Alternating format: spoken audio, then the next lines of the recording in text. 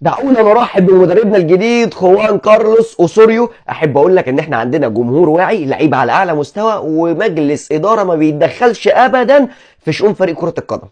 ما هو باين حلو جدا. طيب نبتدي الشغل بقى عشان راجل عملي ما بحبش اضيع وقت. انا هسال كام سؤال دلوقتي وعايز اجابه واضحه وصريحه عشان اعرف احط فتره اعداد وابتدي منين مع الفريق من الفتره اللي جايه. طيب انا عايز اعرف ترتيب نادي الزمالك في بطوله الدوري المصري، احنا في المركز الكام؟